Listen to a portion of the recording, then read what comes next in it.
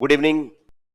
Current affair series में आज हम बात करेंगे आज एक नए टॉपिक की, जो है दो नेशनल हाईवे को जोड़ने वाली एक अंडरग्राउंड टनल या सुरंग की, जो अपने आप में यूनिक है और उसके साथ साथ बैकग्राउंड में फिर इस तरीके की टनल जो अपने देश के अलग अलग हिस्सों में है, चाहे वो जम्मू कश्मीर में है, चाहे वो नॉर्थ ईस्ट इंडिया में है, उनको लेकर समय समय पे खबरें आती रहती है।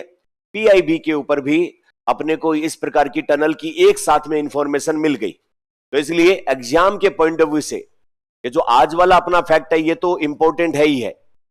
बैकग्राउंड में अगर एग्जामिनर सोचे कि भाई और क्या सवाल टनल सिस्टम पर बनाए जा सकते, तो भारत सरकार खास करके जम्मू कश्मीर जो एक सेंसिटिव स्टेट है और नॉर्थ ईस्ट जो चिकन नेक की वजह से और विभिन्न कारणों से सेंसिटिव हमारे लिए है, सामरिक दृष्टिकोण से, स्ट्रेटेजिक पॉइंट ऑफ व्यू से, तो उन जगहों पर तेजी से यातायात विकसित करने के लिए, क्योंकि ये पहाड़ी क्षेत्र है, हिल टेरेन है, उनके नीचे से विभिन्न प्रकार की टनल या सुरंग बनाती रहती है, उनके उद्घाटन होते रहते हैं और सवाल भी अपने एग्जाम में पूछे जाते रहते हैं। पीआईबी के ऊपर अपन ने देखा कि एक साथ इन टनल के बारे में जानकारी दी हुई थी, तो अपन इसी आलोक में पहले ये आज की खबर पढ़े और उसके बाद कौन सी टनल अभी तक बनाई गई है, कौन सी कितनी ऊंचाई पे है, कहां से कहां किस स्थान को जोड़ती है, किसकी क्या विशेषता है, उस तरीके के सवाल जो बनेंगे वो सारे एक साथ में रख के देख लेते हैं। तो एक अच्छा सवाल प्रीलिम्स के हिसाब से बन जाता है, या फिर मेंस में इसको कनेक्ट करोगे तो भारत अपनी सामरिक दृष्टि को मजबूत करने के लिए विभिन्न जो ट्रांसपोर्टेशन वाले मामले में, ट्रांसपोर्टेशन में जो फास्ट मूविंग ट्रांसपोर्ट, उसको डेवलप करने के लिए विभिन्न टनल का निर्माण किया। उनके नाम अपन कोट कर सकते हैं वहां पर भी। तो आज अपने लिए ये अपने देश में एक आर्थिक मामलों की कैबिनेट कमेटी होती है, cabinet committee on economic affair, जिसके चेयरपर्सन होते हैं प्रधानमंत्री, और इसके अलावा फाइनेंस और कॉमर्स मिनिस्ट्री के जो कैबिनेट मिनिस्टर होते हैं वो तो सामान्यतः होते ही है, और जिस भी मंत्रालय की बात होती है जिससे संबंधित फैसला किया जाना है उस मंत्रालय के मंत्री भी होते हैं। मतलब भारत देश में जो बड़े नीतिगत फैसले या फिर बड़े किसी डेवलपमेंट प्रोजेक्ट से संबंधित फैसले लिए जाते हैं वो कोई एक मिनिस्टर नहीं लेता है, अकेले प्रधानमंत्री नहीं लेते हैं, उसके लिए एक कमेटी है और उस कमेटी का नाम है CCEA, cabinet committee on economic affair, जिसमें बड़े रेल रोड के प्रोजेक्ट, विकास प्रोजेक्ट, जितने भी प्रोजेक्ट हैं वो एक कमेटी के अंदर डिसीजन लिए जाते हैं, और इस कमेटी का चेयरपर्सन कौन होता है? भारत का प्रधानमंत्री।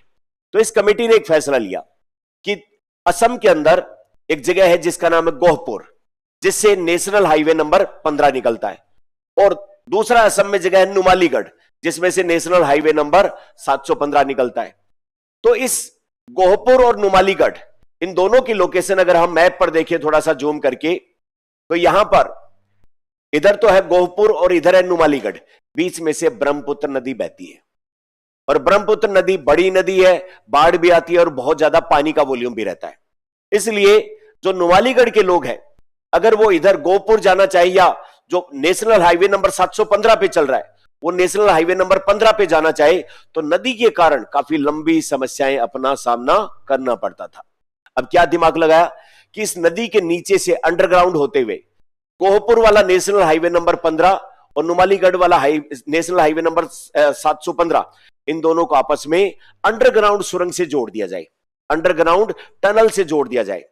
इस टनल की दूरी जो है वो टनल की दूरी करीब 37 किलोमीटर के आसपास होगी, लेकिन बीच में ब्रह्मपुत्र नदी भी तो है और नदी के नीचे से भी टनल निकालनी है, उसकी दूरी कितनी होगी? 15.79 किलोमीटर। अब ये जो सुरंग बनाई जाएगी ये एक सुरंग नहीं होगी, दो सुरंग होगी। कितनी सुरंग खोदी जाएंगी? दो सुरंग खोदी जाएंगी। अब ये जो दो सुरंग होगी, एक में तो चलेगी रेलवे, रेल चलेगी, और दूसरे में चलेगी सड़क। तो दो टनल, और दो को क्या कहते हैं? ट्विन। एक जैसी पैरेलल समान हो उसको क्या कहते हैं? जुड़वा या ट्विन। तो यहां पर इस हिस्से में ट्विन टनल का निर्माण किया जाएगा। उसको अंतिम रूप से फैसला लेने के लिए किसने? अपने सीसीए ने, जो है वो असम के अंदर गोहपुर से नुमालीगढ़ के बीच में 4 लेन का एक्सेस कंट्रोल्ड ग्रीनफील्ड कनेक्टिविटी का निर्माण, जिसमें twin tube road cum rail tunnel का निर्माण किया जाएगा। अब ये जो टेक्निकल नाम आया है, तो उस टेक्निकल नाम में क्या है? 4 लेन, मतलब जिसमें 4 लेन एक साथ हो, है ना। इस 4 लेन में access control green field. Access control मतलब ऐसा रोड, ऐसा कोई हाईवे, ऐसा रेलवे ट्रैक जिसमें एक पर्टिकुलर एंट्री पॉइंट होता है और उसके बाद आगे निकलने का एक पर्टिकुलर एग्जिट पॉइंट होता है। बीच में इधर उधर से कुछ भी निकलने का या उस रोड पे शामिल होने का कोई पॉइंट नहीं होता। ऐसे वाले हाईवे को क्या बोलते हैं? एक्सेस कंट्रोल्ड, है ना। एक जगह से घुसे फिर आगे जाके ही निकलोगे, बीच में इधर उधर नहीं निकल सकते और बीच में से कोई शामिल नहीं हो सकता। दूसरा ग्रीनफील्ड, पहली बार बनाया जा रहा है, यानी कि क्या होता है, कई बार पहले से हाईवे है और उसी को सुधार दिया जाता है, वो कहलाता है ब्राउन फील्ड। लेकिन पहली बार जब किसी चीज का निर्माण किया जा रहा है तो क्या है? Green field. तो access controlled green field connectivity मतलब आपस में जोड़ेगा दो जगहों को। किस किस को जोड़ेगा? NH15 और NH715, इन दोनों को जोड़ेगा। तो उसकी अनुमति दी गई है और इसके अंदर ब्रह्मपुत्र नदी के नीचे से 15.79 किलोमीटर की twin tube road cum rail tunnel का निर्माण भी किया जाएगा। आगे बात समझ।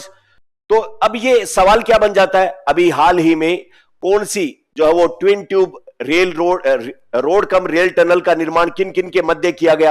पहला नुमालीगढ़ और गोहपुर, दूसरा नेशनल हाईवे कौन से जोड़े गए, तीसरा जो है वो ब्रह्मपुत्र नदी के नीचे से इस टनल की दूरी कितनी है?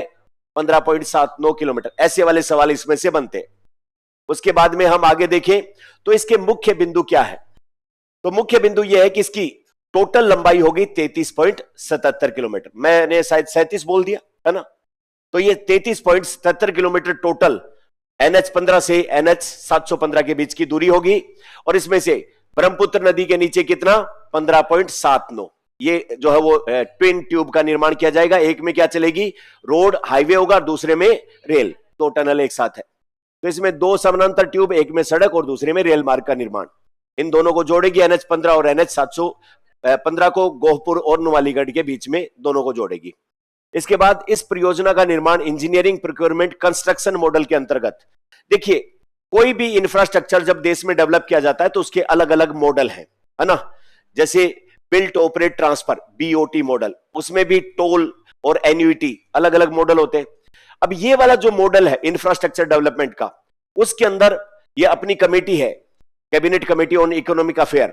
उसने क्या किया, एक फर्म को वो टेंडर देगी और उस टेंडर के तहत वो जो फर्म होगी वो इस टनल का लिए जो भी इंजीनियरिंग से संबंधित मामला, उसका डिजाइन बनाना, उसकी ढाल बनाना, वो सारे जो डिजाइन से संबंधित मामले वो खुद इसके प्रोजेक्ट को डिजाइन करेगी।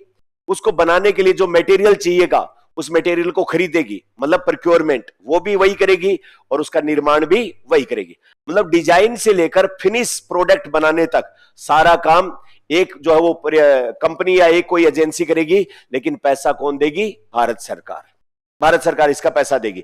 तो ऐसे वाले मॉडल को क्या बोलते हैं? जब कोई फर्म या कंपनी किसी प्रोजेक्ट का डिजाइन से लेकर के और उसके लास्ट तक बनाने के सारे काम करती है, तो इस मॉडल का क्या नाम है? इंजीनियरिंग प्रोक्योरमेंट कंस्ट्रक्शन मॉडल कहते हैं।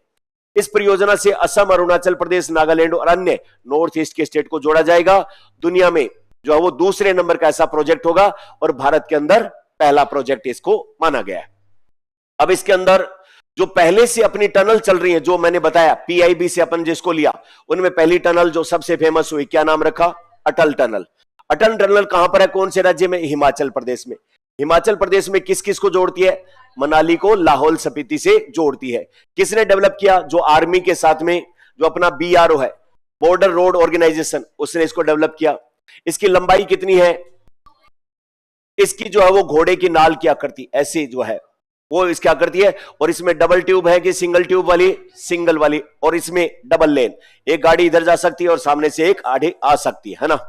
अच्छा, 2022 में अटल टनल को यूके की वर्ल्ड बुक ऑफ रिकॉर्ड, जिसमें क्या था कि 10,000 फीट से ऊपर विश्व की सबसे लंबी नेशनल हाईवे वाली सुरंग है ये, है ना। तो इसकी लंबाई कितनी है? 9.02 किलोमीटर। किस किस को जोड़ती है? मनाली को लाहौल स्पीति से जोड़ती है। किसने बनाया? BRO ने। और विश्व की सबसे 10,000 फीट से ऊंचाई के ऊपर हाईवे के ऊपर सबसे लंबी अपनी सुरंग है। इसकी खास बात करें तो घोड़े के नाल की आकृति इसकी है। तो पहला तो हुआ अटल टनल, उसके बाद में दूसरी है सोनमर्ग टनल। सोनमर्ग कहां पर है? कश्मीर में, नाम से ही पता लग जाएगा। तो किस किस को जोड़ती है? श्रीनगर और सोनमर्ग के बीच में जो हाईवे जा रहा है उसको लेह से जाने वाले मौसम को कनेक्ट करवाने के लिए, क्योंकि लेह और लद्दाख दोनों अपने लिए स्ट्रेटेजिकली इंपॉर्टेंट है और वहां पर 12 महीने बर्फ गिरे नहीं गिरे उस समय 12 महीने एक्सेस अपना होना चाहिए, ताकि कोई भी मिलिट्री इमरजेंसी के कंडीशन में हम वहां पर तेजी से पहुंच पाए। अच्छा, इसके अंदर कुछ टेक्निकल बातें भी अपन ने लिखी है, अगर आपको याद होती है तो ठीक है, नहीं तो इतनी टेक्निकल बातें याद करने की कोई बहुत ज्यादा आवश्यकता नहीं है। इसके अंदर एक इंटरेस्टिंग शब्द है ऑस्ट्रियन टनलिंग विधि। देखिए, आधुनिक काल में जब पहाड़ों में या अलग अलग जगहों पर जब सुरंग खोदी जाती है तो उस सुरंग के ढह जाने का खतरा बहुत ज्यादा होता है। इसके लिए जब भी सुरंग बनाई जाती है वहां पर मिट्टी में, जमीन में चट्टानें कैसी है या मिट्टी के कणों की आपसी पकड़ कैसी है उसका ध्यान रखा जाता है। और ऑस्ट्रिया में 20वीं सदी में इस विधि का ध्यान रखें कि उस टेरेन में जिस जगह पर यह टनल बनाई जा रही है वहां की चट्टानें वगैरह कैसी है उसकी अध्ययन या स्टडी करके फिर टनल खोदना शुरू करते हैं और फिर उसका वेट करते हैं कि ढह तो नहीं जाएगी, और अगर ढहने की टेंडेंसी है तो उसी टाइम ढहने वाली जगहों को निर्माण करके सील करते हैं, फिर धीरे धीरे आगे सुरंग खोदते चले जाते हैं। उसको क्या बोलते हैं? New Australian tunnelling method. उसका उपयोग करके सोनमर्ग टनल का निर्माण किया गया है। कितनी ऊंचाई पर? जम्मू कश्मीर में समुद्र तल से 8,650 ऊंचाई पर, और कितनी लंबाई? 12 किलोमीटर लंबी जो है वो सुरंग है। इसके बाद पहली अटल, दूसरी सोनमर्ग और तीसरी सेलाटन। ये कहां पर है? अरुणाचल प्रदेश में। असम का तेजपुर जिला जो अरुणाचल प्रदेश की तरफ पड़ता है, वहां से अरुणाचल प्रदेश का जो कामेंग जिला है, और कामेंग जिले में ये नाम कई बार आपने सुना होगा, त्वांग, है ना। चाइना के साथ में बहुत सारे अपने डिस्प्यूट रहते हैं, तो हम वहां तेजी से पहुंचे उसके लिए कौन सी? सेला टनल। कहां पर है? अरुणाचल प्रदेश में। किसको कनेक्ट करती है? असम के तेजपुर को। अरुणाचल प्रदेश का कौन सा जिला? कामेंग।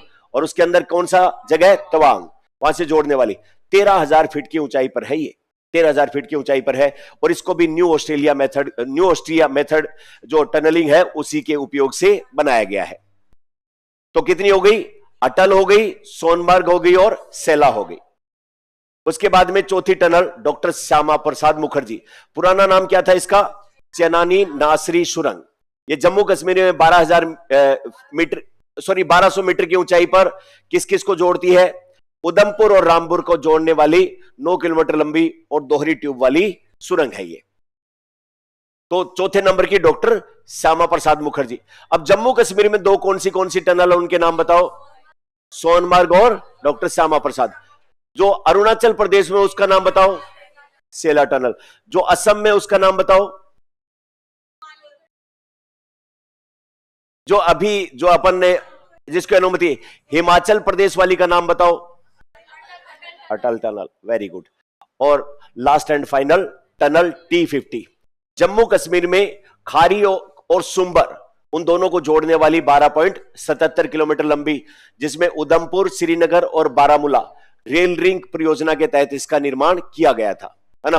भारत की सबसे लंबी परिवहन सुरंगों में से एक है।